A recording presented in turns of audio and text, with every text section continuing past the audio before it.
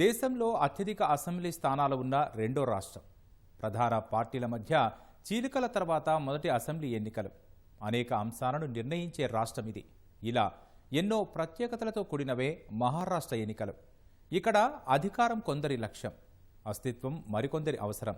అందుకే సర్వశక్తులు ఒడ్డుతున్నాయి 6 పార్టీలు. అయితే ఇక్కడ ప్రాంతాలు, మతాలు, కులాలు, సంక్షేమ పథకాలు లాంటి అంశాలే ఎన్నికల్లో కీలకం. మరి వీటితో పాటు ఇంకా ఏ అంశాలు గెలుపోవటంలో నిర్ణయించనున్నాయి? కూటములైన మహాయుతి, మహావికాస్ అఘాడీలో ఎలాంటి హామీలతో ఓటర్లను ఆకర్షించే ప్రయత్నాలు చేస్తున్నాయి?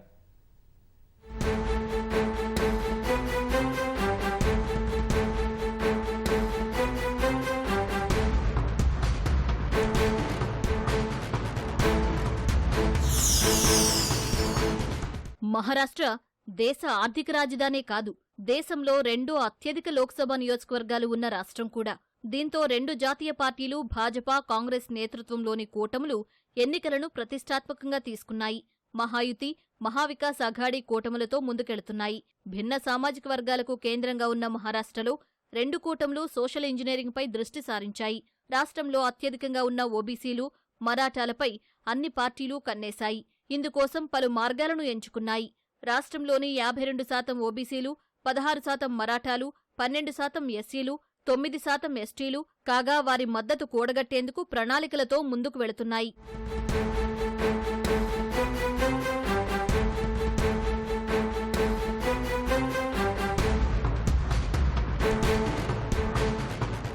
శివసేన, నేషనల్ కాంగ్రెస్ పార్టీల వారసత్వ సమస్యతో పాటు నిరుద్యోగం, రిజర్వేషన్లు, ప్రాంతీయ అసమానతలు, శాంతి భద్రతలు, సంక్షేమ పథకాలు, అభివృద్ధి కార్యక్రమాలు లాంటివి మహారాష్ట్ర ఎన్నికలను ప్రభావితం చేయనున్నాయి. కాగా అధికారాన్ని మరోమారు చేజిక్కించుకోవాలని అనుకుంటున్న మహాయుతి కూటమి ఉచిత వరాలు ప్రకటించింది. లడ్కీ బెహ్నా పథకం కింద నెలనెలా నగదు చెల్లిస్తామని వాగ్దానం చేసింది. ఇది ఎన్నికల దిశను మారుస్తుందా అన్నది ఆసక్తికరం. దాంతోపాటు అత్యధిక ఓట్లు కలిగిన ఓబీసీలపై దృష్టి సారించిన మహాయుతి కూటమి మాధవ్ పేరుతో వెనుకబడిన మాలి, ధంగర్, వంజారీ ఓట్లపై కన్నేసింది. దీంతో పాటు స్వల్పంగా ఉన్న బ్రాహ్మణులు, రాజ్పూత్, లింగాయతులు, అగారీలను ఏకం చేసేలా సామాజిక సమీకరణ చేస్తోంది. హిందుత్వ ఓటు బ్యాంకుపైన ఫోకస్ పెంచింది. ముస్లింలు ఎంవీఏ కూటమి వైపు వెళితే హిందువులంతా ఏకమవుతారని ఆశిస్తోంది. అయితే ఓబీసీల్లో 450 వర్గాలుండటంతో వారిని ఆకట్టుకునేందుకు ఒకే ఎజెండా సాధ్యం కావడం లేదని రాజకీయ నిపుణులు చెబుతున్నారు.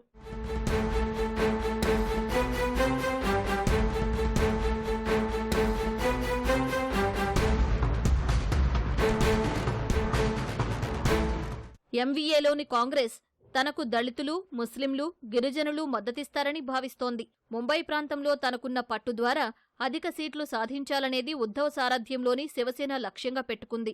దాంతోపాటు ఓబీసీలు, మరాఠాలు, దళితులు, గిరిజనులు, ముస్లింలలో మహాయుతిపై ఉన్న ఆగ్రహాన్ని, ప్రభుత్వ వ్యతిరేకతను అనుకూలంగా మలుచుకునేలా ఎంవీఏ ప్రయత్నిస్తోంది. లోక్సభ ఎన్నికల్లో విదర్భ లాంటి ప్రాంతాల్లో కాంగ్రెస్కు అండగా నిలిచిన వర్గాలు ఈసారి ఎలా స్పందిస్తాయనేది ఆసక్తికరం.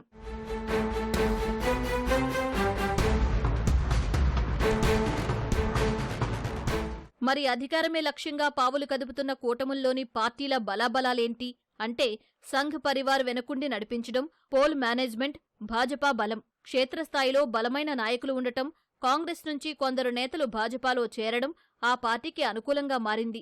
దేవేంద్ర ఫడ్నవీస్ కు ఉన్న పేరు ఆ పార్టీకి కలిసొచ్చే అంశం. కానీ ఓట్ల పోలరైజేషన్లో వెనకబడిపోవడం భాజపాకు బలహీనతగా మారే అవకాశం ఉందని నిపుణులు చెబుతున్నారు. కాంగ్రెస్కేమో సంప్రదాయ ఓటర్లైన ముస్లింలు, దళితులు, గిరిజనులు తిరిగి మద్దతు తెలపడం కలిసొచ్చే అంశంగా ఉంది. విదర్భ ప్రాంతంలో రైతులు కాంగ్రెస్ కూటమికి మద్దతిచ్చే అవకాశం ఉంది. లోక్సభ ఎన్నికల్లో ఎక్కువ సీట్లు సాధించడం కూడా ఆ పార్టీకి అనుకూలమని చెప్పవచ్చు. మరోవైపు హర్యానా ఓటమి ప్రభావం మహారాష్ట్ర ఎన్నికల్లో కాంగ్రెస్పై పడే అవకాశం ఉందని రాజకీయ విశ్లేషకులు అంచనా వేస్తున్నారు.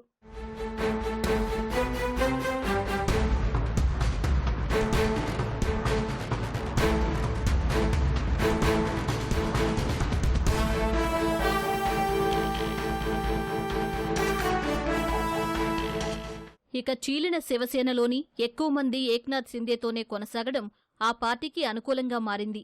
సీఎంగా మహిళలు, వృద్ధులు సహా వివిధ వర్గాలకు 90,000 కోట్ల రూపాయల సంక్షేమ పథకాలను అందించామని సింధే పలుమార్లు ప్రస్తావిస్తూ వస్తున్నారు. ప్రధాన శివసేన గుర్తును ఈసీ సింధేకు కేటాయించడం కూడా కలిసొచ్చే అంశంగా నిపుణులు చెబుతున్నారు. ఇదే సమయంలో పార్టీలో చీలిక తర్వాత ఉద్ధవ్ ఠాక్రేపై వెల్లువెత్తిన సానుభూతి ఆయనకు మెరుగైన ఫలితాలను అందించే అవకాశం లేకపోలేదు. చావో రేవో అని గట్టిగా ఉద్ధవ్ ఠాక్రే పోరాడుతున్నారు. ప్రసంగాల్లో ప్రధానంగా ఏక్నాథ్ సింధేతో పాటు ఎమ్మెల్యేలు కూడా పార్టీని చీల్చి ద్రోహానికి పాల్పడ్డారనే అంశాన్ని ఉద్ధవ్ ఠాక్రే ప్రస్తావిస్తున్నారు.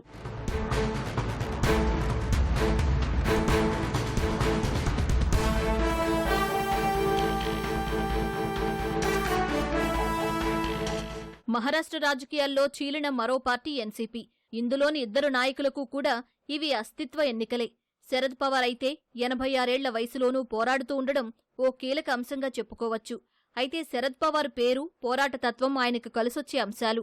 లోక్సభ ఎన్నికల్లోనూ శరద్ పవార్ వర్గానికే ఆధిక్యం రావడం కూడా అనుకూల అంశం.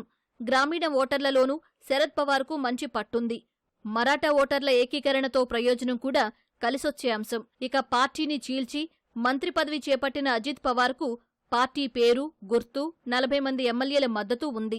ఆర్థిక మంత్రిగా అజిత్ పవార్ మహిళల పథకానికి నిధులిచ్చానని ప్రకటించుకుంటున్నారు. పశ్చిమ మహారాష్ట్రలో ఇప్పటికీ అజిత్ పవార్కే పట్టుంది. కాగా మహిళల అనుకూల నేతగానూ అజిత్కు పేరుంది.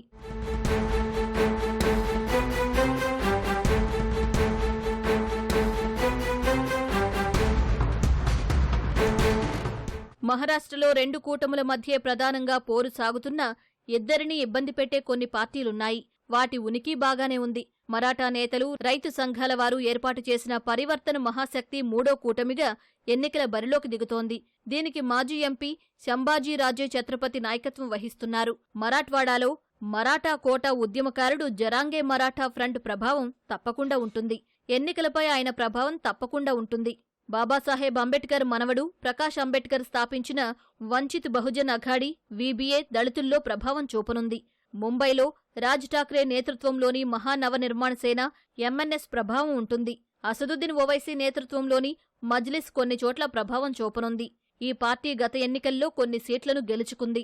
అలాగే ఎప్పటి నుంచో మహారాష్ట్ర ఎలక్షన్స్లో కాస్ట్ పాలిటిక్స్ అన్నవి చాలా ఇంపార్టెంట్ అంశం. కాంగ్రెస్ ట్రెడిషనల్గా దళిత్ ఓట్స్ని అలాగే మరాఠా ఓట్ బ్యాంక్ని నిలుపుకోవాలని ఆశిస్తుంది. మరాఠా రిజర్వేషన్ నేపథ్యంలో మరాఠా రిజర్వేషన్స్ని బీజేపీ కొద్ది వరకు వ్యతిరేకించిన ఈ నేపథ్యంలో మరాఠాస్ ఏ విధంగా తమ ఓటుని వినియోగించుకుంటారు అన్నది చాలా ముఖ్యమైన విషయం. అలాగే ఓబీసీ ఓటింగ్ని ఒకవైపు కాంగ్రెస్ అలాగే బీజేపీ కూడా కన్సాలిడేట్ చేసుకోవడానికి ప్రయత్నిస్తున్నాయి. ఒకవైపు కాంగ్రెస్ ఏమో కాస్ట్ సెన్సస్ని తీసుకురావడంతో పాటు దేశవ్యాప్తంగా ఓబీసీల యొక్క రిజర్వేషన్ అంశాన్ని ఎలక్షన్లలో ప్రథమంగా చూపిస్తోంది.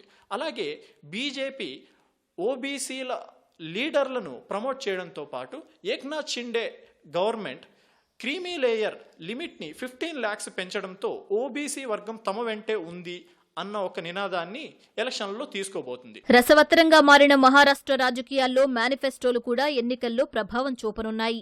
ఓ విధంగా వాటి ఆధారంగానే గెలుపోటములు నిర్ణయమవుతాయి. ఇలా ఎన్నెన్నో అంశాల ఆధారంగా ఎన్నికల ప్రచారం సాగుతోంది.